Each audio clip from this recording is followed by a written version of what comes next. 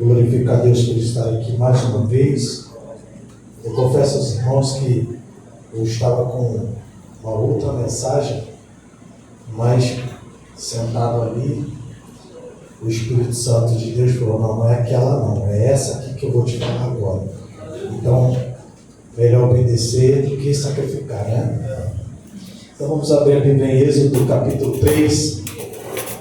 Aleluia! Êxodo capítulo 3.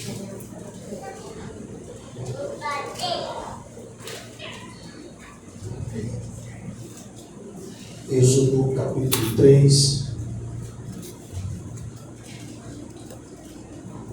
Os irmãos que acharam, digam amém. Capítulo 3, versículo 1, amém?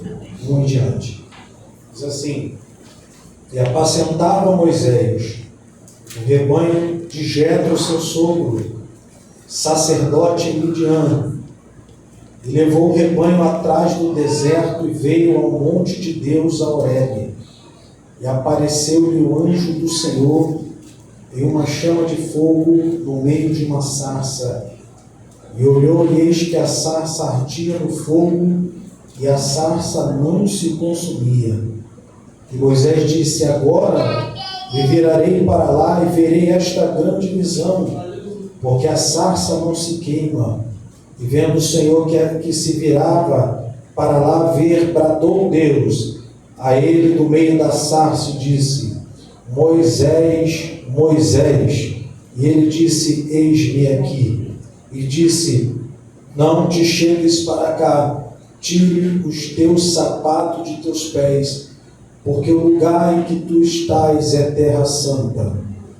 Disse mais: Eu sou o Deus de teu pai, o Deus de Abraão, o Deus de Isaque e o Deus de Jacó. E Moisés encobriu seu rosto, porque temeu olhar para Deus. Versículo de número 14. E disse Deus a Moisés: Eu sou o que sou. Disse mais: Assim dirás aos filhos de Israel: Eu sou, me enviou a vós. Amém? Pode sentar em nome de Jesus. Glória a Deus. Aleluia. Meus amados irmãos, Moisés é um ícone, um herói, um homem de fé, chamado na Bíblia pelo próprio Deus de homem de Deus. Moisés, ele provou das maiores experiências que um ser humano pode provar. Moisés falou com Deus face a face. Não sou eu que estou falando, mas é a Bíblia que está dizendo. A Bíblia diz que Deus falava com Moisés como se fala com um amigo, de modo que Deus revelava a Moisés toda a sua vontade e seu querer, quando ele queria efetuar alguma coisa entre os filhos de Israel. Moisés foi um homem separado, consagrado, levado por Deus a uma dimensão de poder e de unção tão grande, que na casa de Israel haviam 4 profetas: Moisés, seus 2 irmãos, Arão e Miriam e Balaão. Dos 4 profetas, Deus é quem vai dizer que com os outros ele falava por enigmas, e eles tinham que interpretar a vontade, o querer que Deus estava dizendo. Mas com Moisés, ele falava face a face. Homem separado, consagrado a Deus. Mas a história de Moisés não foi tão simples. Moisés foi um sobrevivente em meio a muitas matanças de crianças no seu período. Quando Moisés nasceu, a Bíblia diz que Faraó mandou matar todos os meninos que nasciam, de modo que as crianças, elas eram mortas e lançadas no Nilo, no rio Nilo, para serem comidas pelos crocodilos, pelos animais, porque era uma forma de sacrifício aos deuses pagãos do Egito. Faraó queria fazer era acabar com a linhagem judaica, com a linhagem dos hebreus. Então Moisés ele é guardado por sua mãe em um cesto e colocado na beira do rio, para que por uma eventualidade ele pudesse escapar. Perceba que a mente da mãe de Moisés já não está tão levada para a racionalidade, porque como é que uma mãe vai colocar uma criança dentro de um cesto, na beira de um rio, e esperar que ele sobreviva, se ele precisa de alimento, se ele precisa da sua própria mãe? Só que no desespero do momento, com medo de Moisés ser descoberto e morto pelos soldados egípcios, então ela pega e coloca Moisés ali. Só que Deus, no seu poder e nas suas maravilhas, como eu já falei aqui para os irmãos, Ele não precisa de circunstâncias favoráveis para fazer nada. Quando Ele quer fazer, Ele guarda até uma criança que não pode se defender. A mãe na sua cabeça, vou colocar ali porque eu não quero ver morrer. Numa eventualidade, vai que sobreviva. Mas na mente de Deus havia um plano e um projeto ali. Aleluia. De modo que quando ela coloca o filho ali, vira as costas, a irmã Miriam, mais velha, fica observando de longe. De repente, as filhas, a filha de Faraó e suas concubinas, as suas servas, elas vão até o rio para se banhar e encontram Moisés. Moisés ainda não tinha nome. Quando ela olha para a criança, ela pega a criança, Deus faz ela se apaixonar pela criança. Então ela vai dar o nome Moisés, que é tirado das águas. E ela se apaixona pela criança, mas não sabe o que fazer. Então Miriam, tocada, eu creio que pelo Espírito Santo de Deus, tem uma ideia. Vou até aquela mulher e vou falar para ela que, como ela não pode dar de mamar, tem uma mulher hebreia que pode dar de mamar. E essa mulher é a própria mãe de Moisés. Então a ideia surtiu um efeito. E a mãe de Moisés vai amamentar Moisés até que ele fique desmamado. Depois Moisés é levado para o Egito. E na casa do Egito ele é cuidado pela filha de Faraó. E como filho da filha de Faraó, ele tinha as regalias de alguém que era de uma linhagem real. Porque sendo filho, mesmo adotivo, mas filho da filha de Faraó, ele tinha acesso a estudos, ele tinha acesso a riquezas, ele tinha acesso a servos que lhe serviam. Então Moisés, ele cresce em um ambiente favorável, em um ambiente de estudos, porque a ciência do Egito naquela época era a maior ciência que existia na face da terra, até porque o Egito era a potência mundial. Naquele período, estudar no Egito era status. Você tinha uma sabedoria avançada, sabedoria que outros povos não tinham. Então Moisés, ele aprende, a Bíblia diz que ele aprende toda a ciência do Egito. Até os 40 anos, Moisés, ele é preparado para ser um príncipe da casa do Egito. Embora ele soubesse que era hebreu, ele estava sendo preparado para ser príncipe da casa do Egito. Nos primeiros 40 de Moisés, ele achava que era alguma coisa. Por quê?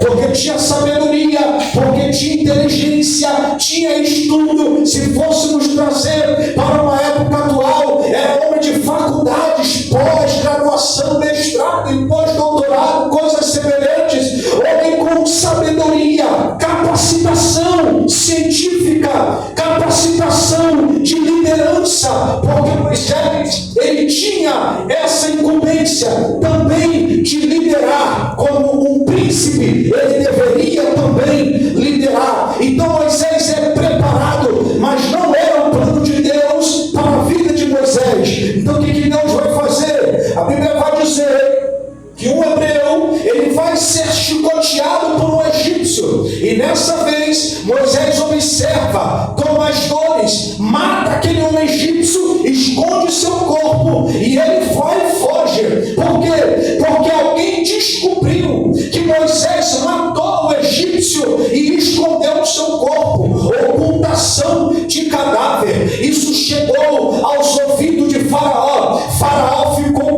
acesso para matar Moisés. Ele procurou Moisés em todo lugar. Então Moisés ele foge do Egito e vai para a terra de Midian, no deserto do Sinai. Ele está na terra de Midian e ali ele fica 40 anos na terra de Midian. Um homem que durante 40 anos provou uma vida boa, uma vida regalada, uma vida de estudo, uma vida de inteligência, uma vida de serviçal, lhe servindo, agora ele passa a ser pastor de ovelhas. Pastor de ovelhas, naquele período, era o trabalho mais insignificante que existia. E eu lhe explico, porque pastorear ovelhas, você comia comida fria, às vezes passava fome, ficava longe da família, enfrentava relentos, tinha que enfrentar animais predadores ou possíveis ladrões de ovelhas, tinha que cuidar de ovelhas que não eram suas. E era o caso de Moisés, do príncipe do Egito. Ele passa a trabalhar em um trabalho difícil, em um trabalho que ele não tem sono, em um trabalho que ele passa frio,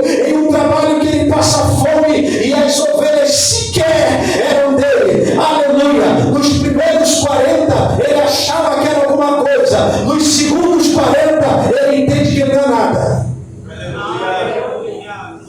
Tudo é um preparo de Deus, porque lá em Midian, embora ele esteja vivendo uma vida pobre, ele se casa, ele tem filho, se chama Gerson.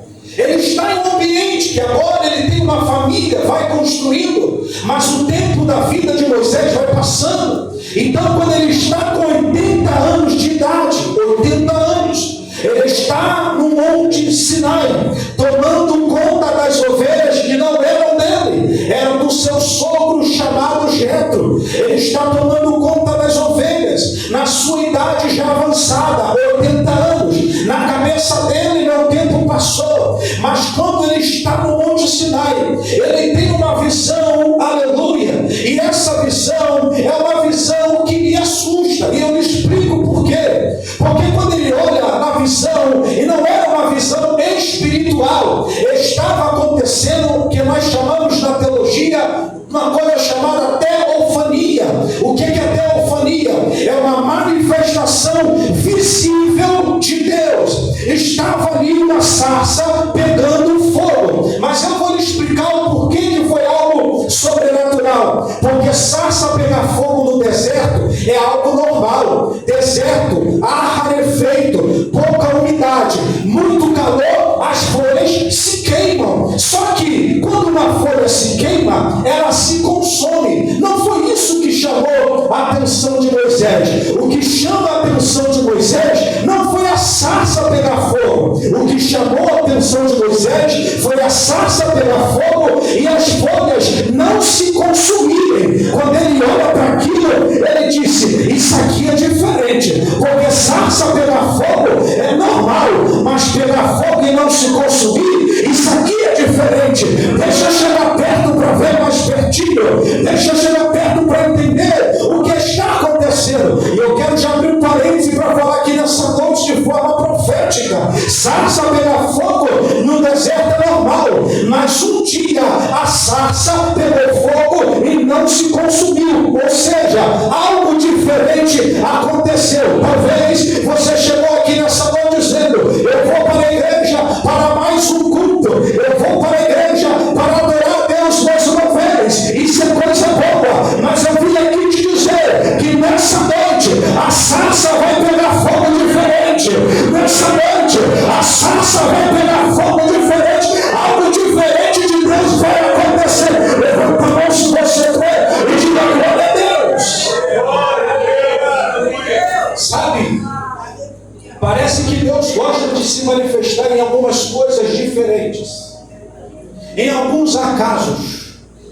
Imagine um homem sentado na beira de Jericó, todo dia passa caravana de lá para cá. Todo dia aquele homem vê caravanas passando, pessoas entrando em Jericó, saindo de Jericó. E o costume dele era o mesmo: me dá esmola. Quem passava, me dá esmola. Quem passava, ele disse: me dava esmola. Porque caravanas vinham, caravanas passavam. Mas um dia foi diferente. Uma caravana estava passando lá e não era uma caravana normal. Quem estava na frente da caravana é o Senhor dos Senhores e Rei dos Reis.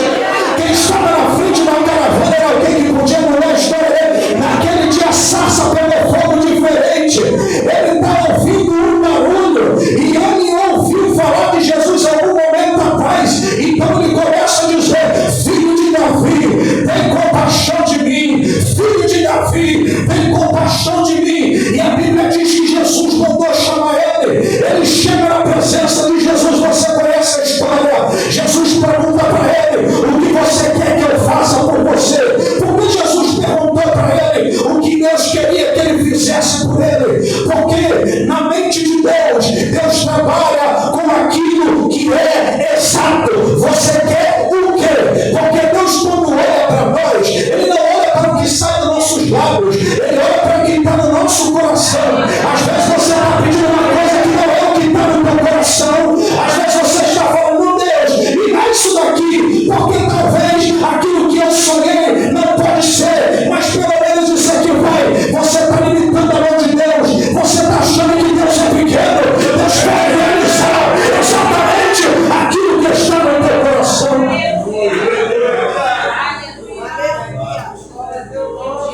Monte já estava querendo comida.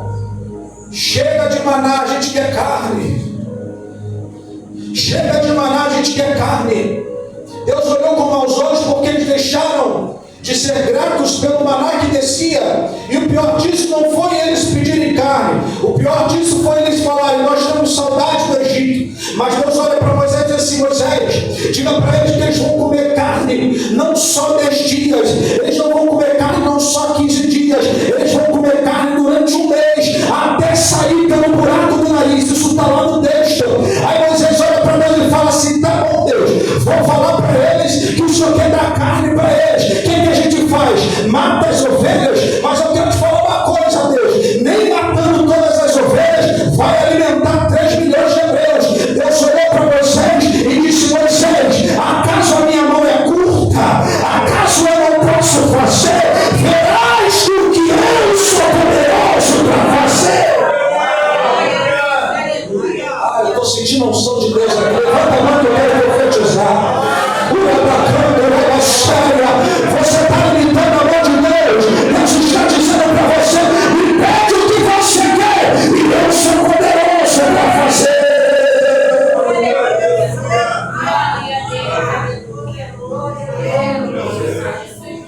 Pedi, dá-se-vos. Buscai, encontrareis. Batei e abri-se-vos-á. Porque olha a lógica de Deus: quem pede, recebe. Não vou pedir que talvez. Esse não é o meu Deus, o teu Deus. Deus não trabalha com talvez. Se Deus ele disse que a palavra do crente é sim ou não, é porque a palavra dele também é sim ou não. Se é não, mas se é sim, não importa qual seja o impossível. Se é sim, vai chegar na tua mão.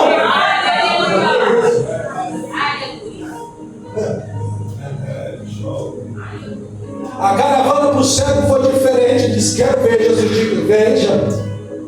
Porque naquele dia a sarça pegou fogo diferente. Imagina uma mulher, fluxo de sangue, 12 anos, não são 12 meses, não são 12 dias. E sabe qual é o pior? Uma mulher de fluxo de sangue, numa cultura judaica, ela não podia viver como uma vida normal.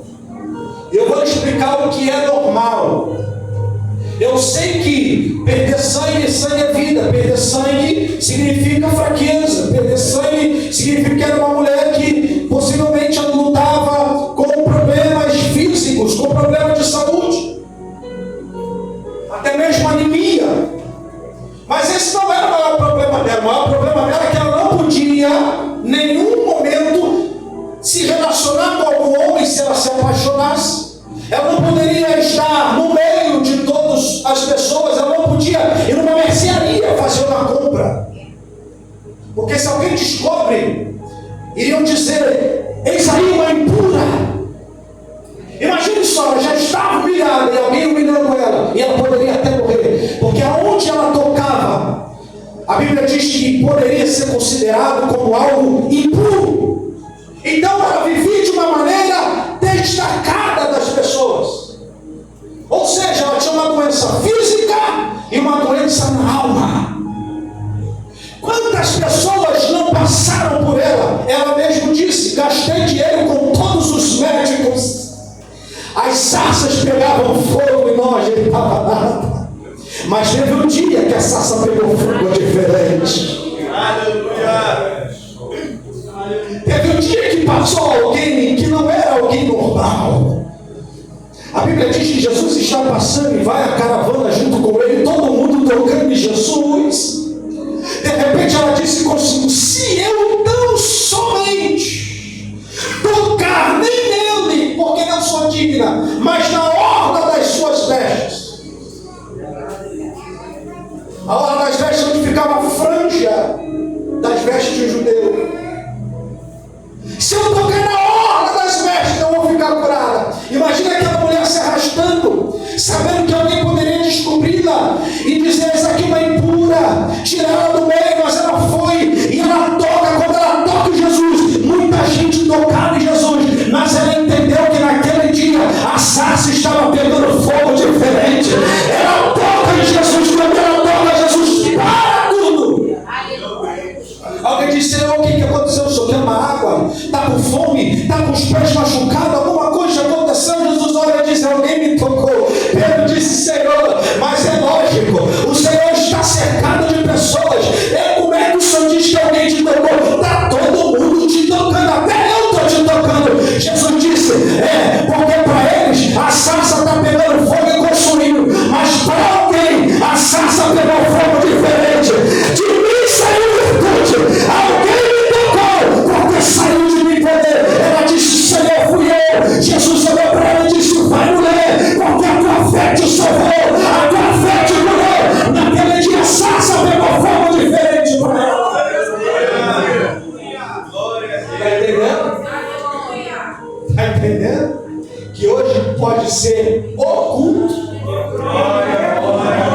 Eu não vim de Magalhães de Baixo para falar para a parede, nem para a janela, nem para isso aqui, não. Eu estou falando para alguém. Hoje pode ser um culto na tua vitória. Hoje pode hoje a sarça está pegando fogo diferente.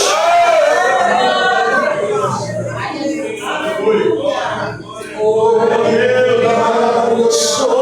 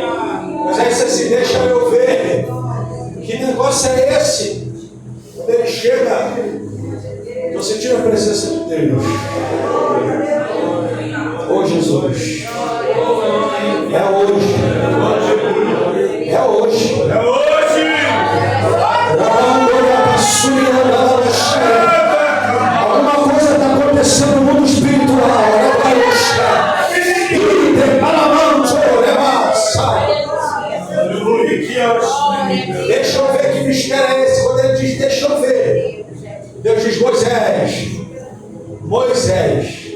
Ele chama Moisés 2 vezes. Eu me fiz essa pergunta: por que Deus tinha costume de chamar as pessoas por mais de uma vez? Quando foi o Samuel, quando Jesus estava na casa de Maria estava ali aprendendo, Marta chegou: o senhor não se importa, eu trabalho e ela fica aí? Já disse: Marta, mais uma vez, Marta. E eu perguntei: Senhor, por que isso? E Deus me disse algo, uma revelação. algo íntimo de Deus. Eu quero partilhar com você. Não é porque você ouve uma vez que você entende. Então Deus fala e confirma. Aleluia! Glória a Deus! Deixa eu falar algo de Deus para você entender. Quando é Deus que fala, Ele confirma. Quando Deus fala contigo uma coisa, Ele não pode falar uma coisa e depois falar outra. Porque a palavra de Deus diz que Ele não é homem para mentir, e nem filho de homem para se arrepender. E uma coisa interessante é que de alguma forma Deus sempre vai falar primeiro com você e depois através de alguém. Só se você estiver muito desligado, mas muito desligado, ao ponto de Deus falar e você não perceber, e você achar Deus falou comigo através de uma pessoa, e você achar que foi a primeira vez, mas nunca foi e nunca será. Deus sempre vai falar com o homem diretamente, mas se o homem não ouvir, então ele usa um terceiro para falar. A Bíblia diz no livro de Jó, e eu lhe provo isso. No livro de Jó, a Bíblia diz que Deus sela no homem, através dos sonhos, a sua vontade. De alguma forma, Deus até pelos sonhos fala, mas se você estiver desligado, você não percebe. Então Deus vai e usa uma terceira pessoa.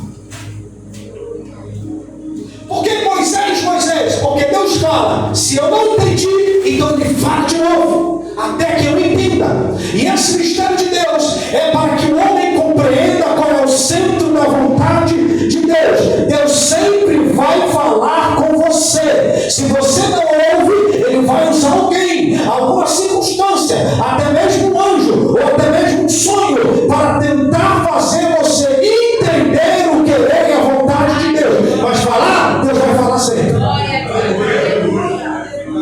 Moisés, diga, Senhor, não te chegues para cá, porque o lugar que tu pisas é terra santa. A sarça está pegando fogo diferente. Moisés então tira as sandálias e chega até Deus. Quando ele chega até Deus, Deus diz: Moisés, eu vou te enviar a Faraó, aquela terra que você teve que fugir para que não morresse, aquela terra que você teve que fugir humilhado. Ah, Jesus, Senhor, abre o entendimento do povo para o que eles vão ver agora. A mesma terra da tua humilhação, a mesma terra da tua aflição, a mesma terra que disseram que você não ia dar em nada. Esse aqui é para alguém, tá? A mesma terra que disseram que você ia morrer, Deus vai te enviar lá de novo. Aleluia! Aleluia! Eu vim como profeta de Deus aqui. Só que tu não vai voltar para lá como tu saiu de lá. Tu vai voltar para lá cheio do Espírito Santo de Deus. Oh, glória!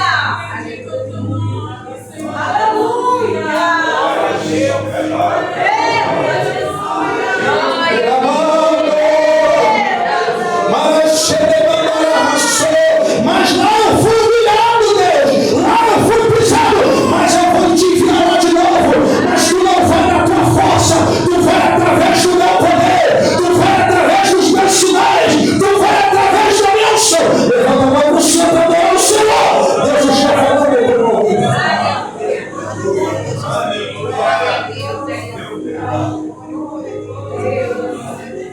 Aí você diz assim: quem sou eu que vá a Faraó? Eu tive que fugir de lá, o Senhor me manda lá. Deus, o homem é o cara. Ó, a potência mundial é o Egito. Faraó é o cara. E o Senhor está mandando eu ir lá fazer o quê? Livrar o meu povo.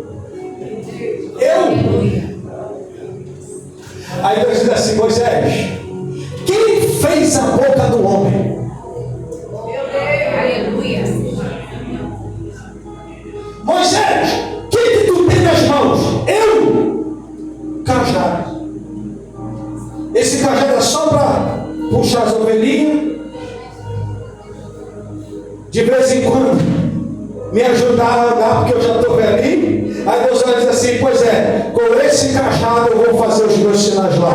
Agora preste atenção, Moisés. Quando tu chegar lá, tu vai dizer quem eu sou. Aí Moisés diz: pois é, Senhor, isso que eu ia perguntar.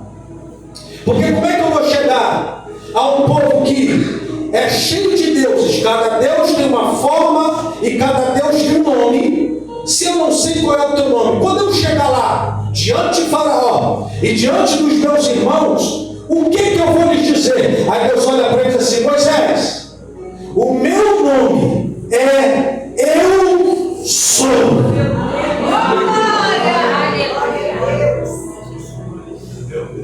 Já viu alguém com o nome Eu Sou? Alguém já viu ele no nome Eu Sou? Na escola, Eu Sou, levanta a mão, presente. Por que Deus disse Eu Sou? Porque a palavra Eu Sou, no original hebraico, significa Eu serei o que serei. Quando Deus diz: Moisés, quando tu chegar lá, tu vai dizer para eles: eu serei o que serei. Na tua mente não faz sentido agora. Na mente deles não vai fazer sentido no momento. Mas quando eles virem o meu poder, eles vão entender. Porque quando Deus diz eu serei ou eu sou, para Faraó ele estava dizendo: eu sou juízo. Mas para o meu povo, eu sou. Precisa de provisão? Jeová Jireh, o Senhor é a minha provisão. Está precisando de cura? Eu sou o Senhor que sabe. Jeová Rafa, o Senhor que cura. Está precisando de justiça? Eu sou Jeová Tsidecro, o Senhor é a minha justiça. Quando ele diz eu sou, ele está querendo dizer: eu vou ser o que você precisar que eu seja. Não, você não é Deus.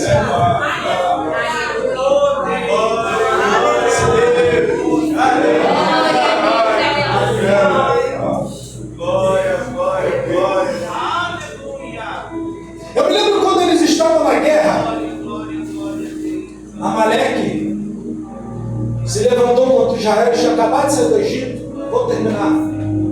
Eu quero que vocês entendam por que Deus disse eu sou.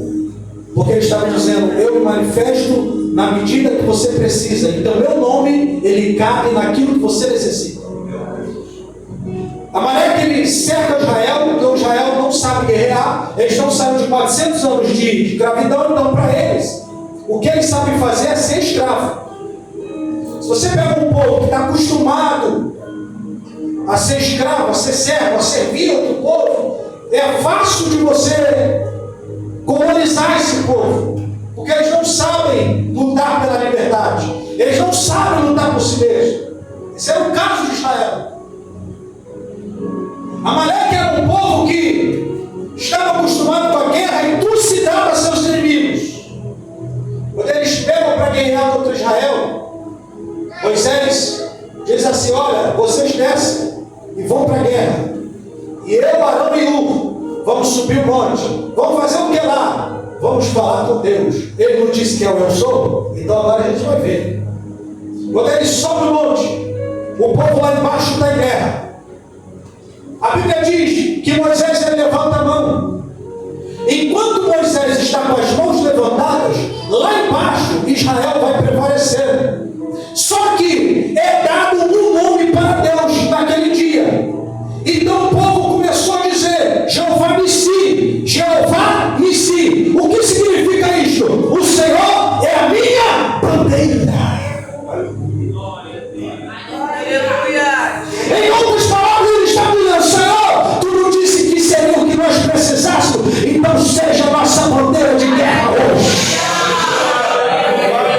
A Bíblia diz que Amaleque, aleluia, foi destruído diante de Deus, até o sol parou naquele dia. Eu quero dizer uma coisa para você nessa noite: Deus desceu aqui para te dizer: eu vou ser o que você precisar que eu seja, eu vou ser aquilo que você precisa, dentro da tua necessidade. Provisão, Jeová Jireh. Cura, Jeová Rafa. presença, aleluia, Jeová chamar, Ele está aqui. Deus se encaixa naquilo que você precisa. Eu quero falar uma coisa aqui para alguém que está com conflitos internos, dores internas. Você diz assim: eu quero paz. Você quer paz? A Bíblia diz que aquele que invocar o nome do Senhor será salvo. Invoca o nome dele. Qual é o nome dele? O nome dele é Jeová Shalom. O Senhor é a minha paz. Ele está aqui nessa noite para atuar naquilo que você precisa. Ei, nessa noite, se você crê, a sarça vai ter uma forma diferente. Algo de Deus vai acontecer diferente. O nome de Deus é aquilo que você precisa.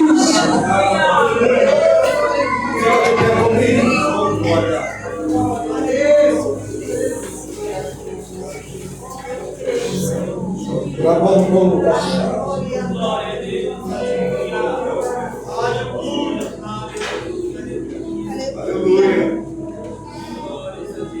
Provérbios 18 diz que torre forte é o nome do Senhor. Eu vou dizer o que um pregador disse uma vez: o nome do Senhor não é inclinado como a torre de Pisa. Ele é torre forte. A Bíblia diz que no nome do Senhor nós faremos proeza. Jesus disse: em meu nome. Ai, irmãos, o nome dele tem poder. Ele disse: em meu nome expulsarão demônios. Em meu nome curarão enfermos. Em meu nome farão novas línguas. Se beber coisa mortífera em meu nome, não lhes fará dano.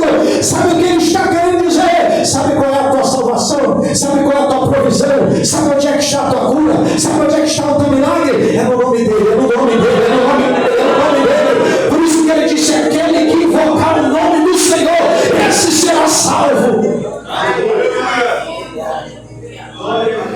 Tem um salmo na Bíblia, que é o Salmo 50, verso 15. Esse salmo ele fala muito ao meu coração.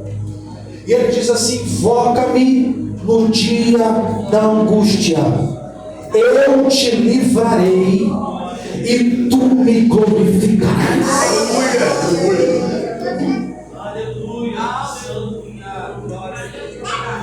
Não tenha medo das ameaças. Não tenha medo do problema que te cerca.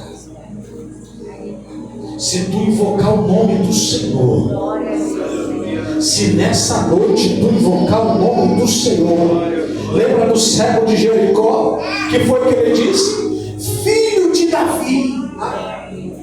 Opa, eu sei, esse é meu nome. Chame por ele.